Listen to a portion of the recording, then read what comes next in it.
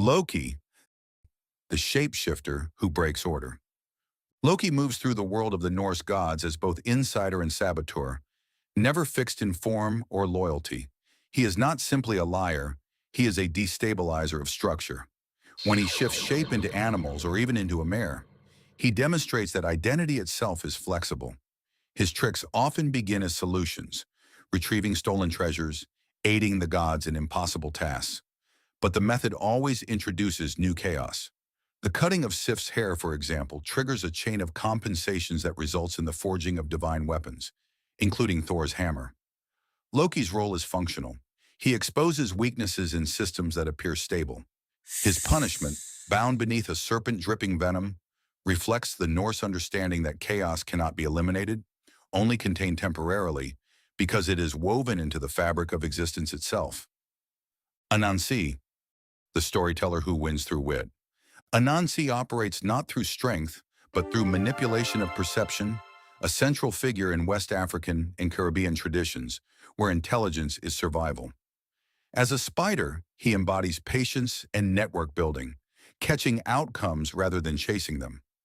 When he acquires all stories from Niam, the sky god, he does so by completing impossible tasks through strategy, not force. Each trick reveals a layered logic. He studies behavior, predicts reactions, and exploits assumptions. When he tricks stronger animals like tiger or snake, the lesson is not morality but mechanics, how systems can be gamed from within. Anansi's importance lies in control of narrative itself. By owning stories, he controls how reality is interpreted. This makes him not just a trickster, but an architect of culture, shaping how people understand power, intelligence, and consequence. Hermes, the boundary crosser and inventor of exchange. Hermes functions as a trickster through movement across boundaries, physical, social, and divine. As an infant, he steals Apollo's cattle, then invents the lyre to negotiate his way out of punishment. This is not random mischief. It establishes systems of trade, communication, and reciprocity. Hermes governs transitions between life and death, mortal and divine, truth and deception. His sandals and staff symbolize speed and mediation, not chaos for its own sake. Every trick introduces a new mechanism: language, commerce, negotiation. When he lies, it is often to reveal how truth can be manipulated depending on perspective. His trickster nature reflects a world becoming more interconnected, where success depends on adaptability and understanding multiple viewpoints simultaneously. Hermes does not destroy order. He expands it by showing that rules only function when participants agree on them. Coyote, the instinct-driven transformer of reality. Coyote moves through Native American traditions as a force of raw impulse, often acting without foresight. His actions create landscapes, introduce death, and alter the conditions of existence itself.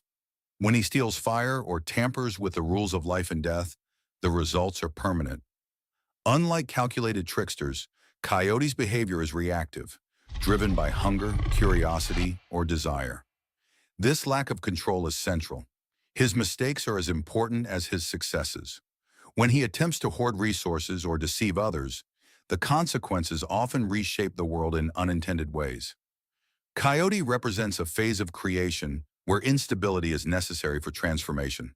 His stories explain why the world is unpredictable, why suffering exists, and why intelligence alone cannot prevent failure when impulse overrides planning.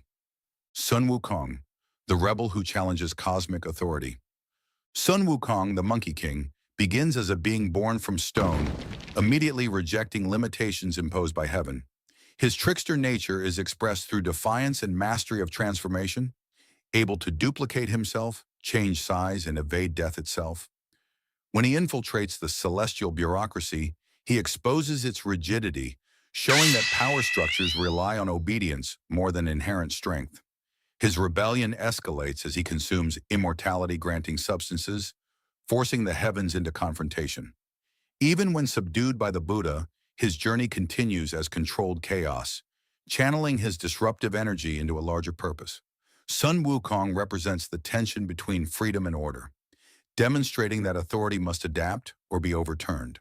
His tricks are not minor disruptions, but direct challenges to the legitimacy of control systems governing existence. Raven, the creator through theft and transformation. Raven operates as both creator and deceiver in Pacific Northwest traditions, shaping the world through acts of cunning acquisition. When he steals the sun, moon, and stars from a hoarding chief, he does not simply redistribute light, he restructures reality from darkness into visibility. His methods involve disguise, patience, and precise timing, often transforming into objects or exploiting emotional vulnerabilities. Raven's actions are purposeful but not moral in a human sense. He creates rivers, releases animals, and alters landscapes, yet often for self-serving reasons. This duality reflects a worldview where creation is not pure or intentional but emerges from opportunistic acts. Raven's tricks highlight that progress often comes from disruption, and that the forces shaping the world are not inherently benevolent or malicious, but driven by necessity and opportunity. Eshu, the messenger who enforces perspective. Eshu, central to Yoruba belief systems, functions as a trickster by controlling interpretation and communication between realms.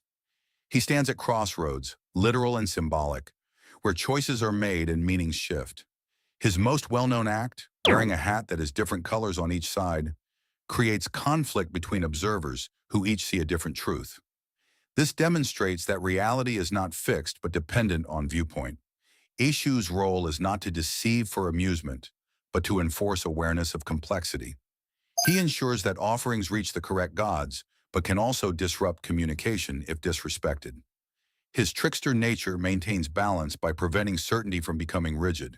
Without Eshu, systems would stagnate, unable to adapt to new conditions or perspectives.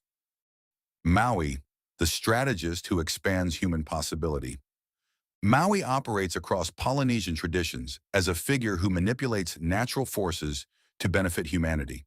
His tricks are calculated interventions in his systems that limit human survival.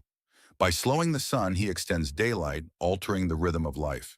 By fishing islands from the ocean, he expands habitable land. Each act involves studying patterns, movement of the sun, behavior of the sea, and then exploiting them through clever design. Maui's trickster role is constructive, focused on increasing capability rather than creating chaos. However, his attempt to achieve immortality for humans by confronting the goddess of death fails due to a miscalculation, reinforcing that even strategic intelligence has limits. Maui represents innovation through risk, showing that advancement requires challenging constraints, even when the outcome is uncertain. If you want to see the deadliest figures who didn't just trick the gods, but hunted them, watch Every Legendary Assassin in Mythology Explained. It breaks down the most precise, lethal killers across mythologies and how they operated in silence and shadow.